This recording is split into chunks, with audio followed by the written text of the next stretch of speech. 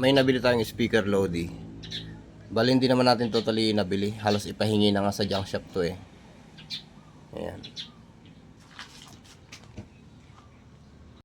Ito ay isang monitor speaker Lodi. Ayan. Maliit lang siya eh. Halos 5 lang yung kanyang speaker. Pero tignan nyo yung kanyang watts. Tapos napakaliit ng kanyang magnet.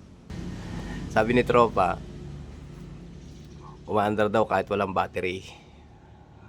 Sabi niya nagrararot daw. Tignan natin ha. Eto, wala siyang battery loads ha. Ayan o. Tatakip natin. Totoo nga naman, na mo.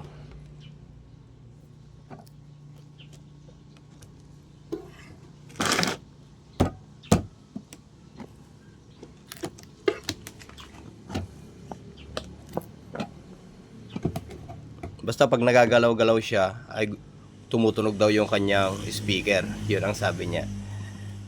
Ayun o. Matagal na daw naka-stack yan. Sabi niya, tumutunog naman kahit wala, hindi nakasaksak. Tapos wala namang, hindi naman nakailaw. Basta pagka ginalaw-galaw, tumutunog daw yung speaker niya. Ayan o.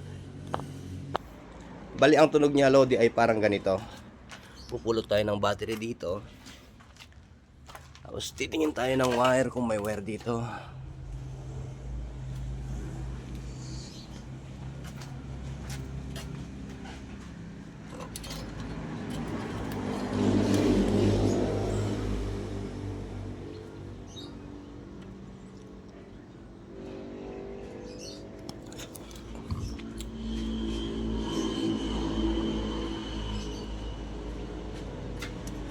Oh, lobat yung battery.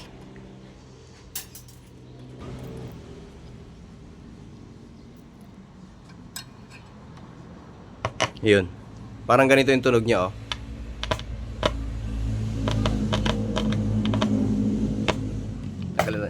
Tanggalin natin yung nakapatong. Yan.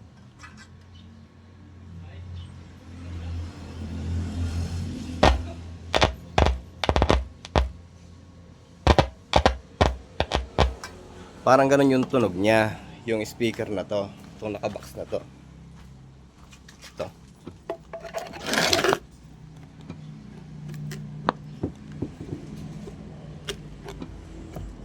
Ayun o.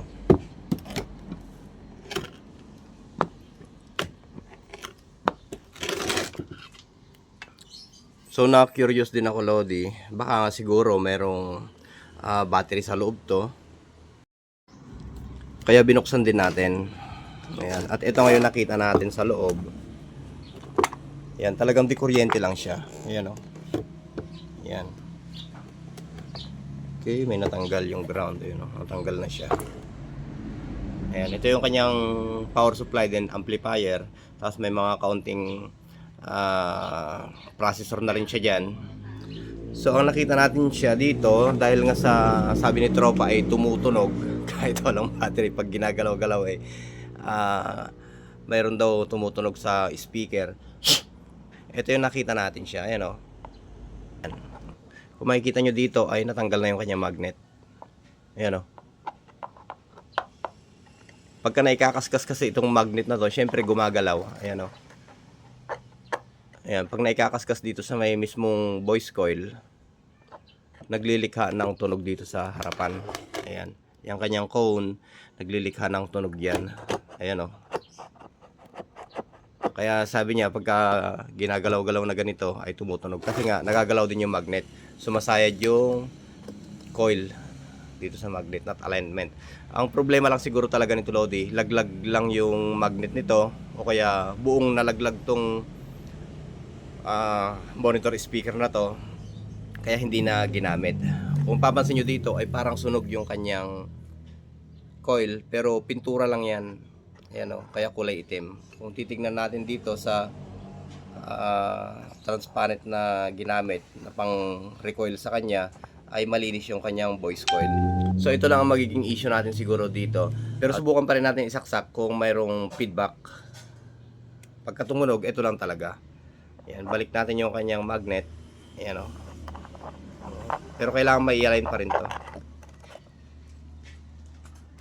Ilagay natin yung nalaglag na ground. Yun o.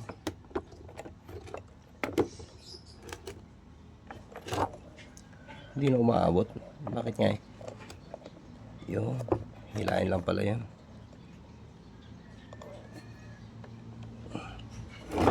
Yan.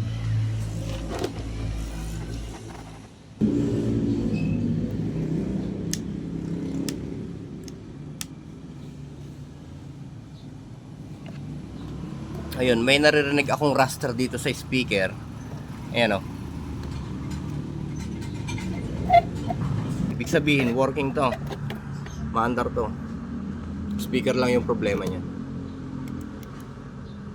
Ayun, oh. Ayun, meron.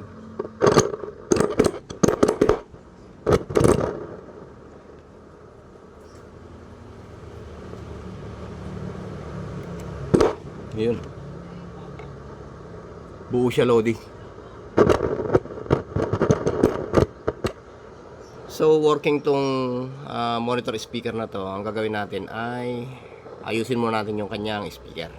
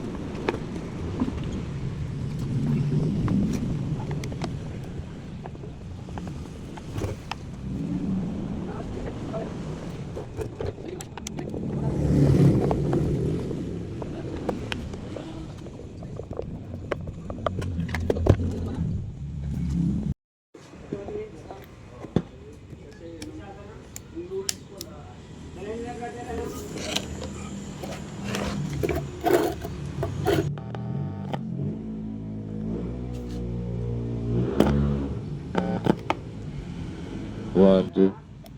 Check check. Check 1 2. Sound.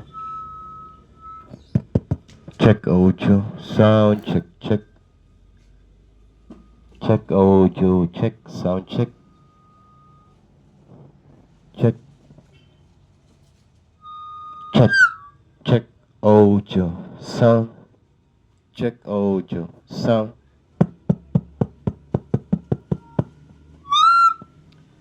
Check audio. Sound check check. Sound check.